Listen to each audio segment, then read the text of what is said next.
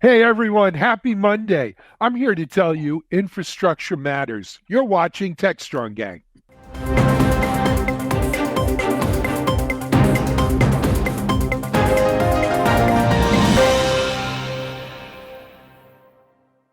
Hey everyone, it's me, Alan Schimmel, CEO, founder here at Techstrong. We've got a really special Techstrong Gang for you today. We're going to introduce some new gang members, and we're doing a bit of a mashup. You know, as you probably have heard, Techstrong Gang is joining up with the Futurum Group, and we're so excited to have just a murderer's row lineup of analysts to help to join us in producing content and getting information out to you about what we're doing. Today, we're going to do something we haven't done before. I hope it works. You'll be the judge. But we've invited the group from the Infrastructure Matters podcast to mash up and join us on Techstrong Gang today and do a joint session, if you will, a joint broadcast covering what Infrastructure Matters talks about, which is a lot of cloud and infrastructure, as well as the usual Techstrong Gang, what's new in the world of tech today. So we're real excited, but we're doing this kind of without a net on a high wire, so forgive us if we maybe fall here and there or hold on tight. But I think it's going to be a lot of fun. Let me introduce you to our gang and the Infrastructure Matters gang today here as well. First of all, he's actually been with us. He was on our Techstrong Gang show earlier or last week. He's one of the head dudes over at Infrastructure Matters. It's Stephen Dickens. Hi, Stephen. Welcome.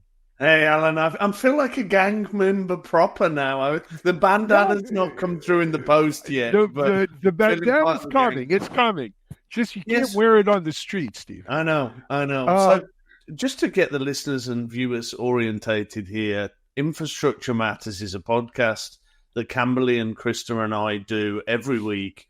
What are we up to now? Episode 41 is the latest one that's in the can. So we've been doing this a while. And we cover everything from an infrastructure and security perspective, really for that CIO, CTO lens, whether that's cloud infrastructure, on-prem infrastructure. Camberley does a great job as every week bringing us what's going on in the world of storage and data.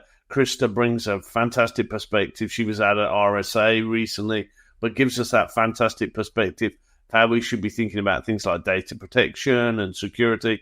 I tend to stumble through talking about the news around what's going on with cloud.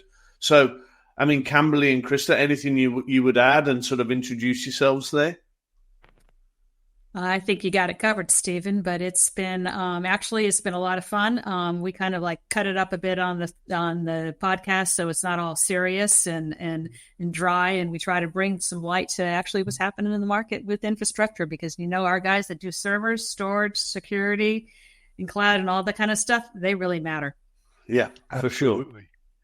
So Camberley, by the way, it's Camberley Bates. Camberley joins us from Boulder or near Boulder, Colorado. Boulder. Right now I'm sitting in California, so there you go. Oh, okay. Oh, she's not here. Okay. But Camberley, we, this is your first time on the gang. Our audience may not be familiar.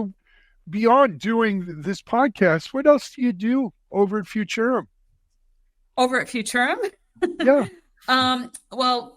So beyond that, I'm considered an analyst. I run the data infrastructure group that is we work there. Very involved also with the Futurum Labs, which is actually called now Signal 6.5, that team, because that team, before they brought us on board, my company like yours, Alan, we had a great lab that was doing a lot of data center testing, et cetera, in Boulder, Colorado. So that team I'm very, very much so involved with as well. So anything to do with data pipeline now that's hyped up with AI. Yes, we talk AI all the time. You forgot about that, Stephen. That's what I'm involved with. We went 5 minutes without talking about AI. Oh my God. Kimberly gets this prize. She's the first AI person this week. 5 minutes in. Yeah. We've done better, but Kimberly, thank you for joining us, and we look forward to having you continue participation here as a Techstrong Gang member. Stephen, you mentioned Krista Maycumber. We've worked with Krista. Actually, she was out in San Francisco at RSA with us, but she's home now in New Hampshire. Krista, welcome. And Why don't you give people a little bit of your background as well? Yeah, thanks, Alan. I'm very excited to be here today. So I came into Future, actually part of Kimberly's team, at the beginning part of 2023 through the acquisition of the Evaluator Group. I was our point on anything and everything data protection. So that is still very near and dear to my heart, and sort of, what I would really consider my wheelhouse. But lately, I've really had this exciting opportunity to kind of become our point on from a kind of a research advisory and an intelligence standpoint on anything and everything related to cybersecurity. So obviously, as we've been talking about, data security is certainly kind of a big part of that. But I'm really looking into other areas like identity and access management, even security of, applications and kind of software code. And really kind of the Security Operations Center. I know little preview, one of our topics today is going to be discussing the acquisition of IBM QRadar by Palo Alto Networks. So that's really kind of beginning to fall square in my wheelhouse. And kind of last week, RSA, it was really great to meet with a whole bunch of companies across the security spectrum. And as you mentioned, I kind of got to film a couple of videos for Techstrong. Very cool. Welcome to Techstrong Gang. It's great to have you on. Thanks so much. Last but not least, joining us, he is in Denver. Well, he is in Colorado today. Our CTO and Techstrong Research Principal Analyst, Mitch Ashley. Hey, Mitch, welcome. Always good to be here. I feel like if we had Krista and Kimberly in Colorado, we'd have a quorum. Well, I think it would be the first Colorado majority gang show, but it would be. Yeah. We don't. Soon we'll do that. Absolutely, one day. All right, guys, let's jump into it, though. Our first topic is, we're mixing a little bit of politics and cloud. And we're calling it the cold cloud war, right? And it's apropos, I think Putin was in China this week, meeting with Xi and making all plans for world domination or what have you. But at the same time, this, I forget, unentanglement or decoupling or whatever you want to call that's going on with the Chinese economies and the U.S. and Western economies to some extent is having a ripple effect into the cloud. You've got folks who, were moving to China as part of a global cloud infrastructure, right? Teams are thinking maybe it's time to get out while the getting's good, or I don't want to be here if things don't go well politically. I hate when politics gets in the way of our technology, but it's a fact of life. Guys, thoughts on this? Yeah, I mean, the world's bifurcating. Whatever you think of that from a political perspective, it's a reality. I think from a cloud perspective, Alibaba and Tencent are huge local providers. They certainly rank in the top 20 global IT companies. I think very different political system over there, very different rules and regulations. So those local providers have really grown, not really grown that internationally, Alibaba and Tencent, but have certainly grown to capture that market locally. Then you look at what we would, from the West, consider maybe the 5 big hyperscalers, obviously the AWS, the Microsofts, the Googles, the OCI, and IBM, less so in China. So I think we're starting to see sovereign clouds, and that's our next topic that we're going to cover. But I think no surprises for me that local providers are capturing that market, and maybe Western-based providers are thinking twice about whether they continue to invest. But let's, call it what it is. It's a huge market. This isn't Luxembourg we're talking about, right? It is China where, you've got 600 or 700 million cell phones. You got almost 1.5 billion people. It's a huge market. And I have two views on it. Having been in China a number of times myself, it's too big to fail, right? In terms of a market for the world to it can't be just for Chinese companies. It's not right. Unless you're going to say China can't compete on any foreign companies outside of China then, right? So there's got to be, we can't, I'm a globalist, I guess, by nature, but that's a huge market, number one. Number two, we all lose when the internet gets bifurcated and segregated. You want to have different political systems. You want to do whatever you're doing, great. But the internet works best, I think, as a global marketplace. We can't have, or a global network, we can't have mini internets all over the place that don't somehow work together. I mean, we can, and we may very well will as a result of politics, but we all lose as a result. I right? think we're there already, aren't we, less Alan? richer. I mean, we're there already. The Great Firewall of China is up. You know, Yes. you Yeah, can't. but you know what? Yes, the Great Firewall's up, but when you go to China and you hang out with, and we had partners in China, DevOps Institute. They pay, they're all on VPNs and whatever they're on. They don't pay much attention to that firewall. And yes, they did have that Great Firewall of China, and they still do. But there was always the illusion that the Western cloud providers could somehow compete there. The same way Tesla makes cars there. The same way BMW does too. If it's not a two-way street, should there be any street? It can't just be a one-way street, I guess is what I'm saying. So if I take a perspective go ahead, let Krista. I'm sorry, Kimberly. So if you take it from perspective of maybe the other technologies that are out there, we see people like NetApp having relationships with other parties to move products into China. We see, at one point in time, Huawei's had relationships with all kinds of other people to, co-bring products in. I mean, today, and we track Huawei because they're very dominant, not dominant, but they're a very, very strong player in in Europe, in our clients over in Europe, and where they're blocked out from really doing anything here in the United States.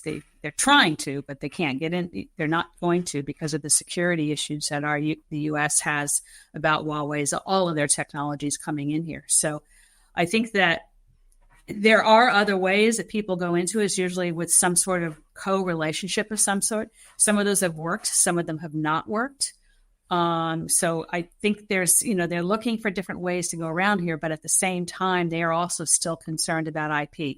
And that's a real big threat about having IP from the United States stolen by them.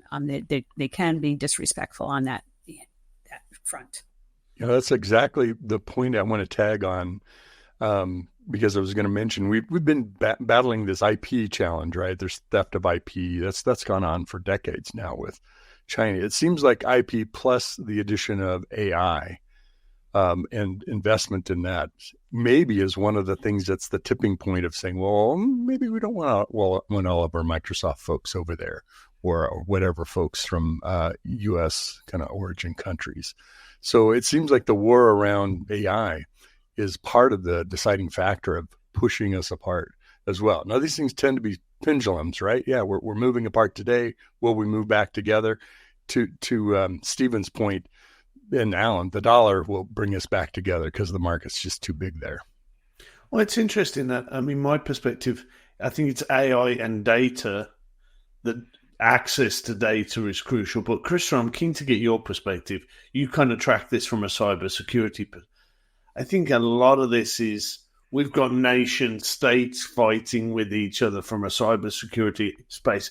I know you're our kind of resident expert here. I think that's got to be part of the discussion, right? It really does. And I think that that's probably one of the linchpins that's really kind of changing the conversation today, in addition to what we've been discussing on the technology side, artificial intelligence and things like that. I remember I was at Huawei's Analyst Summit out in Shenzhen back in 2015 and was dealing with a lot of what we've been talking about. The Great Firewall could only really get on things like Google through my VPN and things of that nature. So it's something that has been, in place for quite some time at this point. But, certainly as the nation state actors from a security perspective, start to really kind of have this role and kind of increase tensions there. I think that's one thing that is going to, maybe cause, some new considerations around things like, where is our cloud infrastructure and our data being hosted and things like that. So I'm sorry, go ahead. I think for me, Krista, it's really hard to get my head around, would I be comfortable as a US company putting my infrastructure into a cloud provider who's then got strong ties and strong infrastructure deployments in China? I mean, whether you can firewall that off completely, whether they've got access to the network, you'd know this space better than I would. Am I thinking about that in the right way? Those concerns?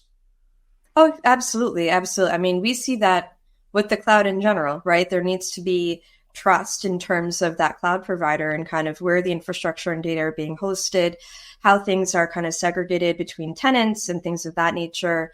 We talk with practitioners all the time that say things like, we can't go and move this application, this particular set of data to the cloud, because we need to kind of have that sovereign control over it and things like that. So when you then add in what we've been talking about in terms of these nation state actors and, the political side of things as well, from my standpoint, I think it becomes just another, potential roadblock.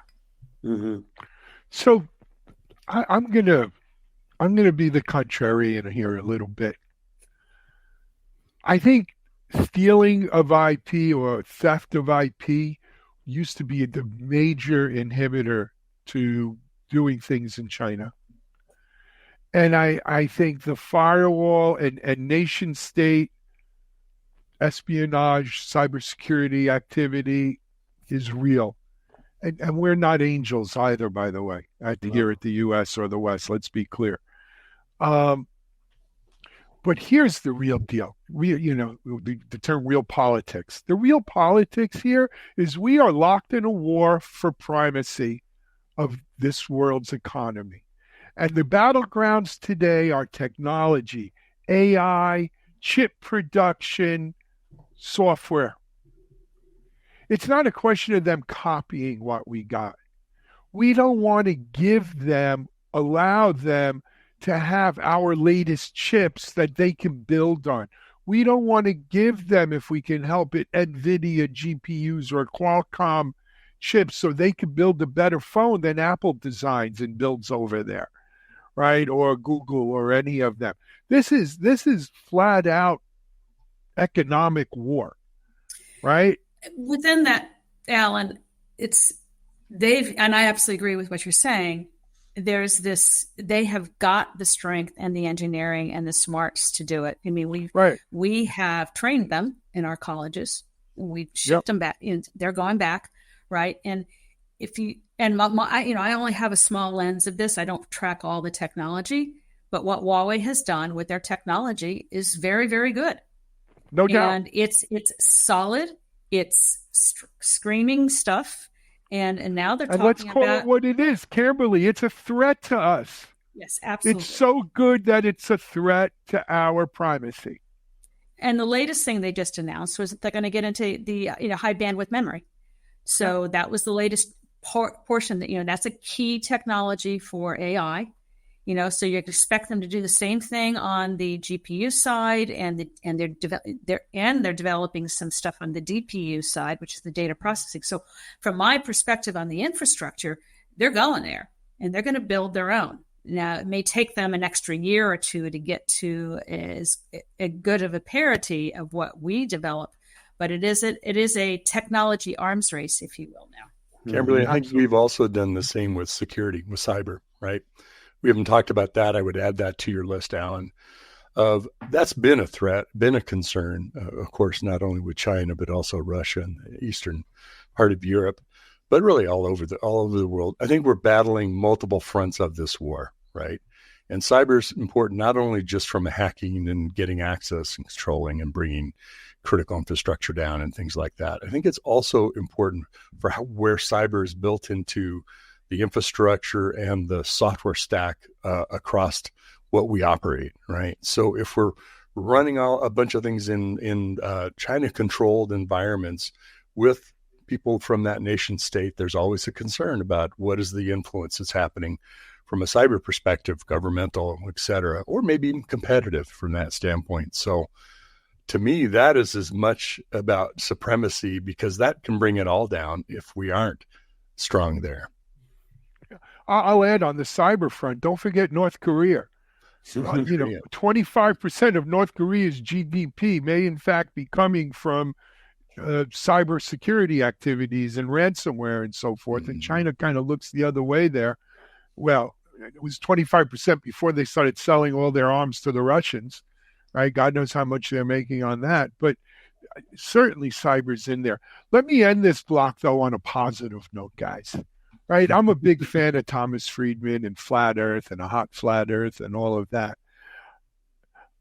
The reason that great firewall exists is at the core of things, the Chinese Communist Party is afraid to let their people live like Americans. Because the fact of the matter is, people in a lot of this world want to live like Americans. Not that they want to wrap themselves in red, white, and blue or wear MAGA hats.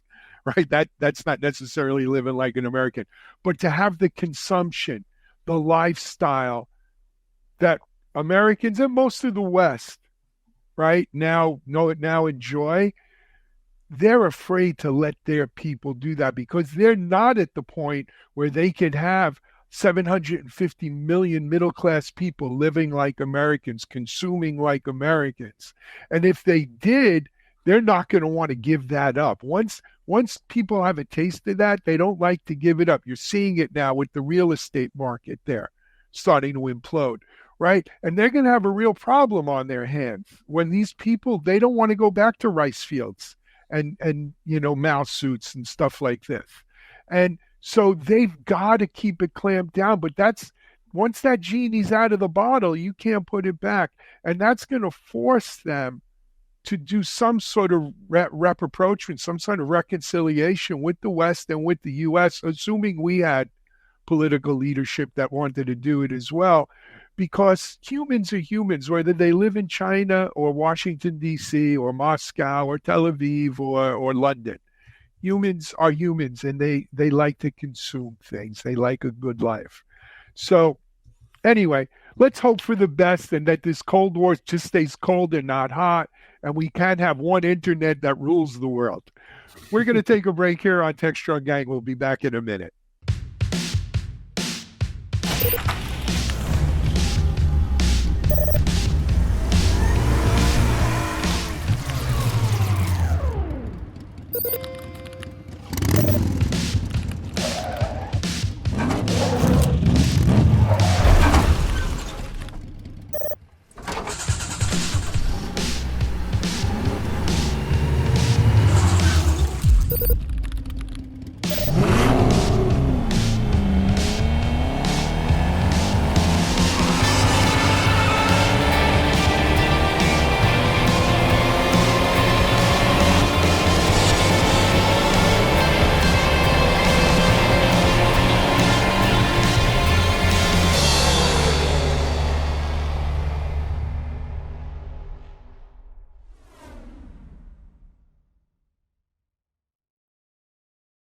Hey, we're back here on Techstrong Gang.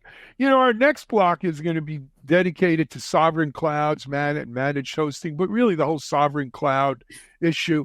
Kimberly Bates, I'm going to ask you, Kimberly, if you don't mind, kick it off. This is kind of an area in your wheelhouse. Yeah, and I'm going to kind of reflect back to a conversation I had, I believe it was 3 years ago, with a major financial institution and chief strategist at that company. And I was chatting with him about cloud and where we were going with this and data sovereignty. And what the person was talking about is that they'd had centralized all of their analysis and work. And they're an international company in terms of the financial work that they were doing. They'd centralized all of their work, particularly because they want to centralize a lot of the data security analysis and the web traffic, et cetera. And now what he was having to do is unwrap this and begin to put the data in the countries where was existing, where data was created, because of anticipating what these countries were going to start saying is that we want the data in our country, and you cannot expatriate that to another country. Or if you do, you have to mask all that data and bring it in. So a brand new architecture. And then what he talked about was the difficulties of unraveling this. And it wasn't just the difficulties of the technology. That was the easy piece of it, even though there was some real challenges in how to move the data around and, all the problems that we have with that movement. The bigger problem was the staff and having the skills, et cetera, that they would have in each one of these places. So that was 3, maybe 4 years ago that I had that conversation, that they were unraveling. And now, a lot has happened in these last, 3-4 years. And so it is not, there's no question that this is moving ahead. And if the cloud providers really want to provide the cloud, they can't just centralize, take economies of scale and have it, just there in Berlin or there in UK. They're going to have to put it in every one of those little countries that they want to exist in. And it seems like the smaller the country, the more they're going to lock down the data, the more they're going to lock and protect the information that is over there. So back to you, Alan, or maybe actually I'm going to pass it over to Steve, because Steve's been really hyping on this quite a bit. So, yeah, I mean, I've been tracking this since January. AWS has invested in Japan. Oracle's invested in Japan. Google's invested in Japan. IBM's invested in Canada. All of these are multi-billion-dollar investments to put infrastructure into locations to go exactly back to what you were just saying, data residency. Yes, we've got this, it's in the cloud is no longer enough. The other piece I'm tracking really closely is a piece of regulation in Europe called DORA, the Digital Operational Resiliency Act. Easy for me to say. And what this is doing is going that next level down. So particularly the UK financial services regulator looked at this type of stuff really closely and said, all of the banks in the UK are moving to the cloud, putting workloads in the cloud. What does that mean? Well, they've got some of it in AWS, they've got some of it in Google, they've got some of it in Microsoft. Oh, that's great. They're all in multi-cloud environments. That reduces the risk. When the regulator went looking, it was really in 2 data centers in London, and it was 3 cloud providers and multiple hosting companies, all in 2 data centers on the outskirts of London. So from a concentration risk, yes, they had a hybrid multi-cloud story. Yes, some of it's in an MSP, some of it's in Azure, some of it's in OCI, some of it's in AWS. Reality, it was in a couple of Equinix data centers. So the regulators start to look at this and they go, well, what happens if something goes wrong with one of those data centers? The UK banking sector is kind of operational risk, geo risk for the UK economy. So I think what we're starting to see, what are we, 18 years into the public cloud now? We're starting to see this next evolution come along, which is we need to have data in particular countries. It goes back to the geopolitical conversation we were having just before the break. The world is kind of bifurcating and isolating. Countries are saying this stuff is crucial, not only just to kind of how we run the country, but also crucial to the economy. Let's get some and the regulators are catching up, and that's why we're seeing the cloud providers have to invest because they see the trajectory we're on.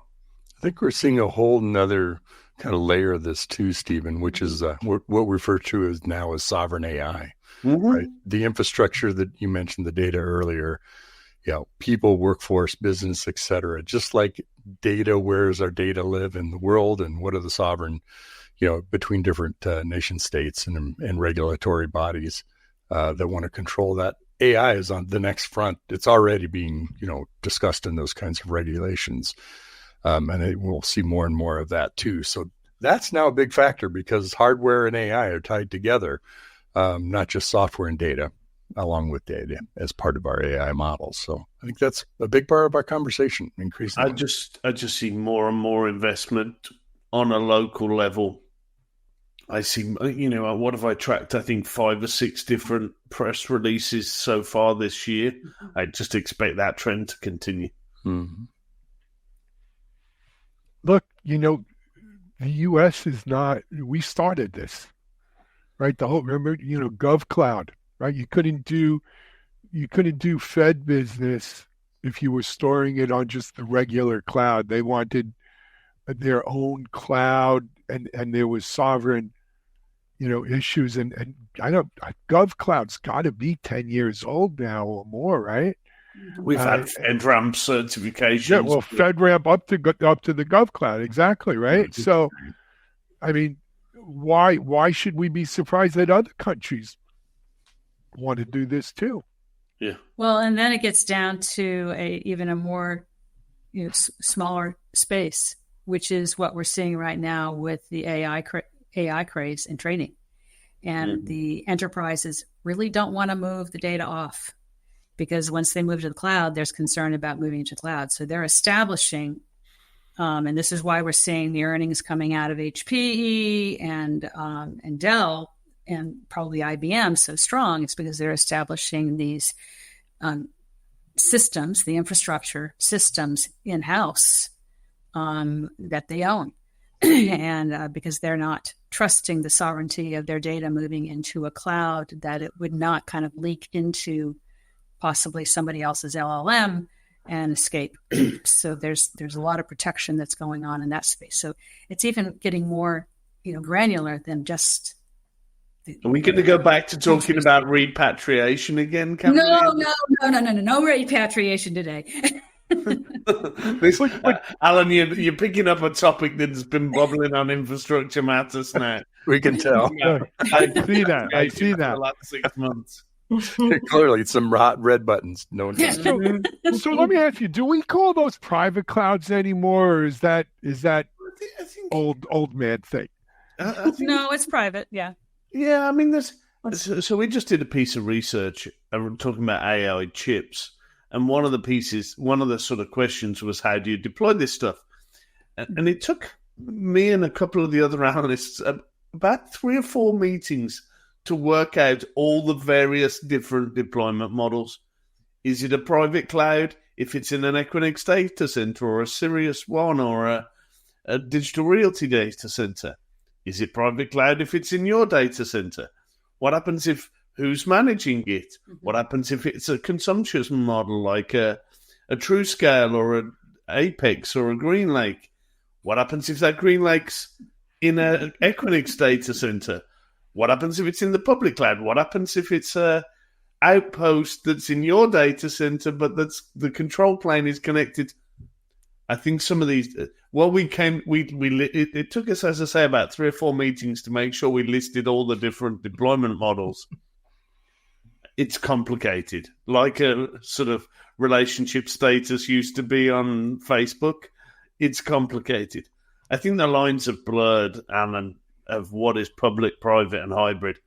I think really I just call it hybrid cloud, because if AWS will sell you an outpost that'll sit in your data center, we are very definitely at the point where it's kind of the lines have blurred.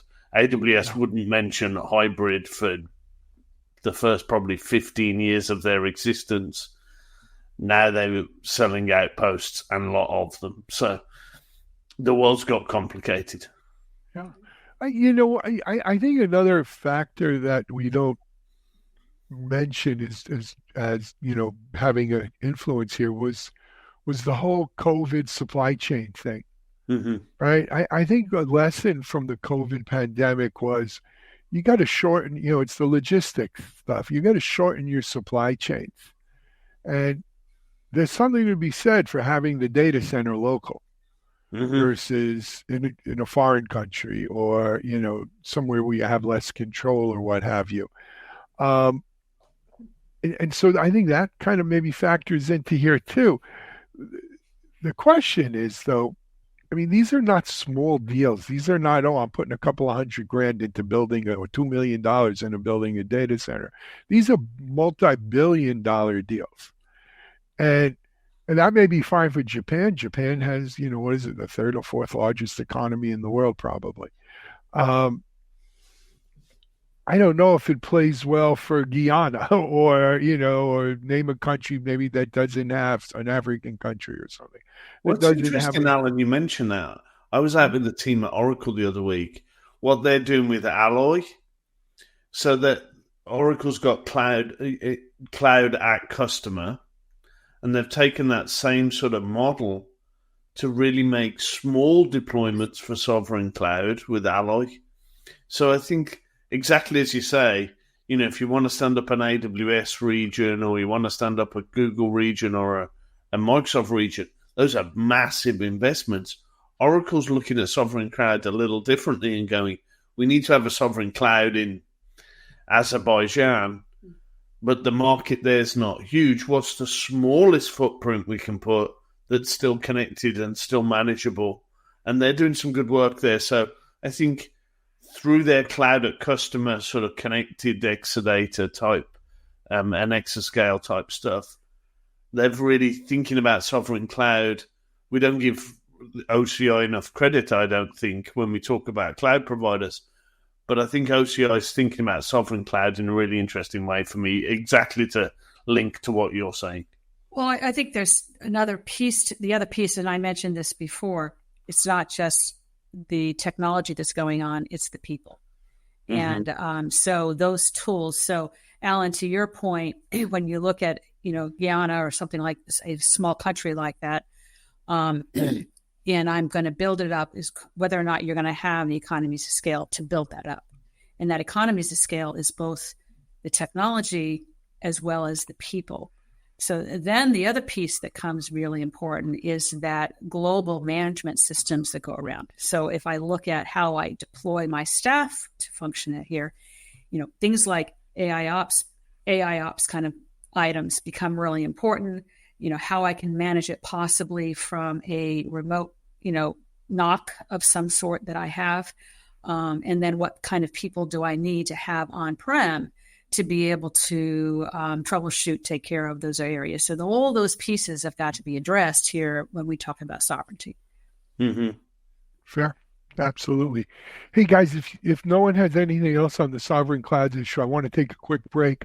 We've got a very interesting development going on in the world of security with IBM and Palo Alto.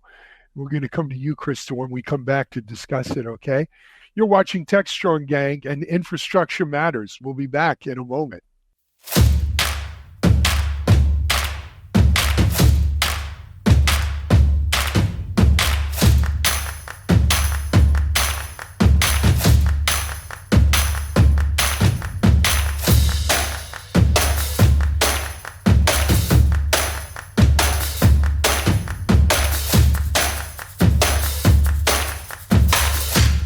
Hey, everyone, we're back here on Techstrong Gang. I've heard it said that cybersecurity makes for strange bedfellows. I don't know how strange this hookup is, but it seems that IBM and Palo Alto are getting kind of chummy. Let's run over to Krista Montgomery here and get the scoop. Krista, what do we got? Sure. Yeah, Alan. So definitely some huge news yesterday, not only for IBM and Palo Alto themselves, but really for the security market as a whole. And building on your comment regarding kind of strange bedfellows, you could certainly look at it a little bit from that perspective. So the news is that Palo Alto Networks is going to acquire QRadar and all of the IP assets associated with it, which when you take a step back and look at it effectively, from a software standpoint, is IBM's security operations center business. So it's their SIM tools, for example. It's their EDR. It is also kind of their SOAR and their threat intelligence as well. So, but really, from my perspective, what it is it's an ongoing move that we've seen in the security operations center where some of these legacy SIM tools, we're starting to encounter some challenges with them.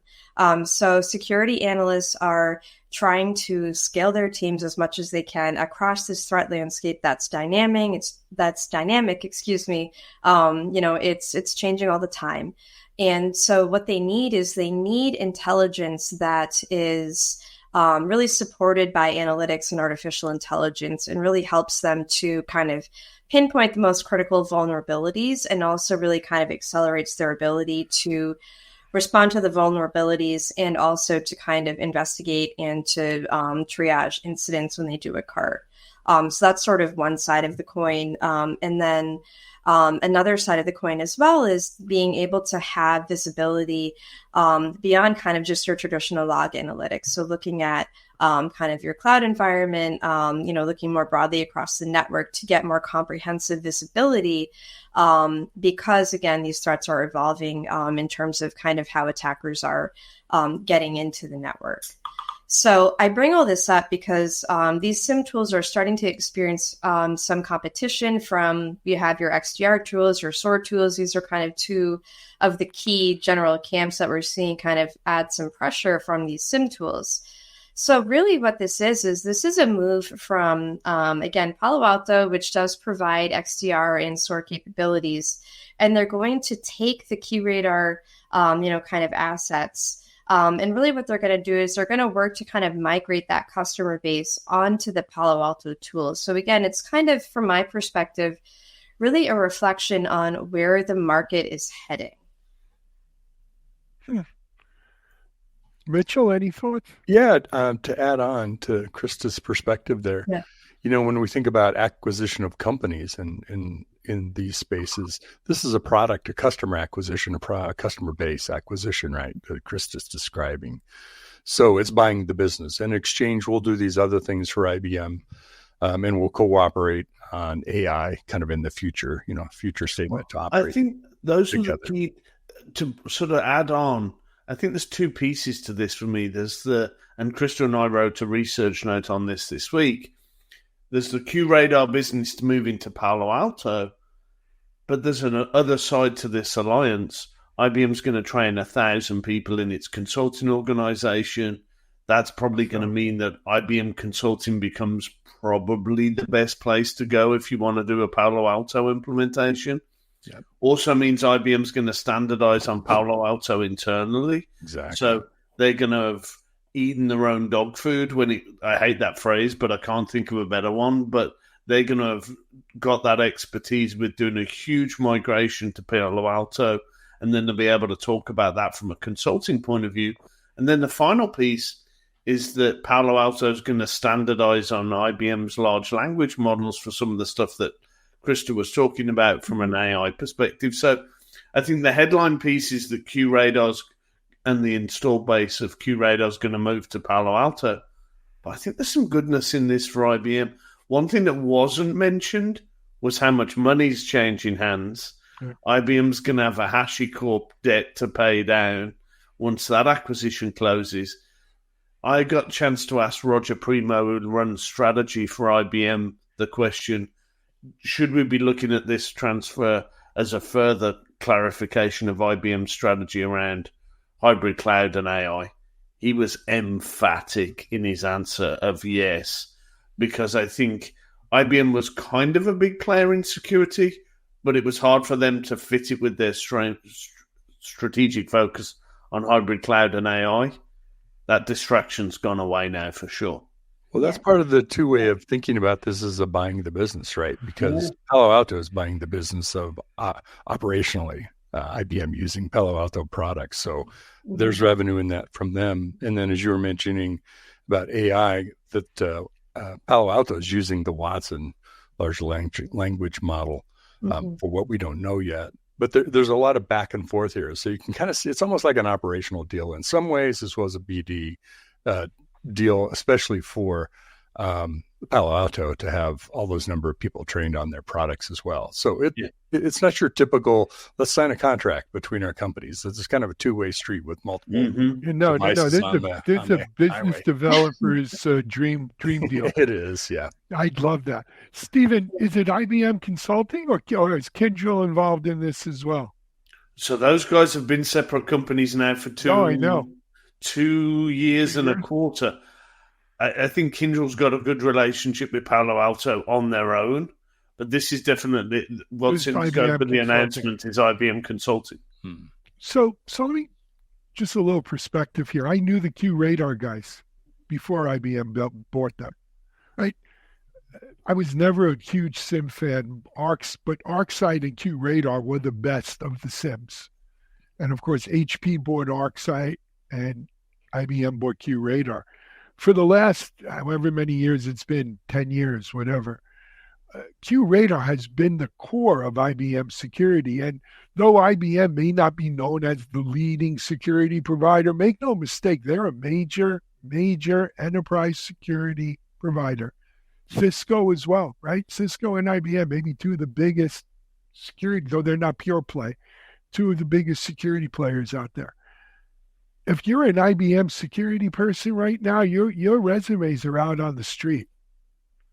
Well, I don't know whether there's a transfer of talent going to happen as well to Palo Alto. There might be some, but Palo Alto didn't have a stellar quarter, right? Their stock they got hammered last quarter. They didn't, and I don't see them hiring a whole bunch of people here. So on that, one thing I'm personally pretty interested in is, so the IBM X-Force threat intelligence team is good, from my understanding, is going to be going over to Palo Alto. Really? Now, right. Palo Alto has their own threat research team, Code 42 or whatever it is. Yeah. So it'll be interesting to see how those teams sort of integrate, especially where, I know at least from the IBM standpoint, that team has so much longstanding expertise. I know their the X-Force Threat Intelligence Report, that comes out every year for, 15 years now or something like that. Longer than that. Yeah, become almost a de facto standard in terms of understanding how threats are moving and evolving. So that kind of jumped out to me as I'm really interested. That is huge. I didn't realize X-Force was going. So X-Force actually came from the ISS acquisition in like 2002 or 2004, something like that. Right. And it's been there ever since. And it was X-Force, back when it was ISS even, was the model for these threat research teams. So Alan, here's my question is, where's observability in all this? Is this moving around the deck chairs of SIMs in the security world? Because that is also being attacked by like the Splunk acquisition by Cisco, right? Taking things, there's SIM and then there's observability. At least we talk about it that way in the non-security. So for me, does that mean Dynatrace is on the market as an acquisition for Palo Alto? Wouldn't surprise me. Somebody's got to respond to Cisco's move. So clearly it's not going to be IBM. At least IBM seems to be divesting security, right? As a practice there. I'm just surprised they didn't sell it to HCL. Yeah. No, just a little joke. I see what you did. Joke. So they are divesting security, but they're not divesting data security. Yeah, so I'm just going to say that from an infrastructure matters standpoint, the Z is probably is the most advanced system in the world. They have led the effort on all the data security items in terms of their top line DS8000 and their flash system in terms of delivery. They're working to harden up the rest of the recoverability and all that kind of thing that's going on, but so this is quite curious because a lot of that work came out of IBM research. Yeah. And how those groups kind of mesh together, I am not clear. Maybe Ms. Krista has more understanding of that space, but there's two sides to this pieces of it that's going to be, and I'd be very curious to see what's going on with IBM research because that they've had a huge impact on buttoning down things in terms of the cybersecurity attacks. Yeah, it's a great point, Kimberly. And at this point, it's not clear, kind of any delineations on the research side, aside from kind of what I mentioned regarding X-Force for threat intelligence. But what I will add is, you kind of talk about, the Z, and you talk about everything that IBM is doing in terms of hardening their system. Certainly we see that on the flash system as well, for example, but also the investment that they've made, for example, with Cohesity for IBM Storage Defender on more the resiliency and the recovery side of things. So certainly far from saying that IBM is exiting all of security. Obviously, that's certainly not the case. They're still going to have those components and those plays. What it appears to me is that they're kind of moving away from the SOC, away from the Security Operations Center. Interestingly, Mitchell, you spoke about the Cisco move. While we were at RSA, I had a quick chance to catch up. I forget her name right now, but she's the AT&T cybersecurity division got spun out with a new name and everything, and I think they took in some private money. Are we seeing the bloom off the rose in cybersecurity, and these large enterprises that don't do cyber for a living are looking to kind of isolate away from it? Steven, you're shaking your head. I mean, Alan, it's a platform play. Yeah, I mean, Krista, I'll come to you after, because I'm keen to get your perspective, but you're going to see Palo Alto, you're going to see CrowdStrike, you're going to see Fortinet, these big players that are well-funded, Cisco, you're going to see these big platform plays. I think what we've seen, and Krista, I want to come to you, RSA is just hundreds and hundreds of small vendors doing one thing really well. And IT and CISO teams just can't work with that many vendors. I mean, what you were out there at RSA. What did you pick up the same?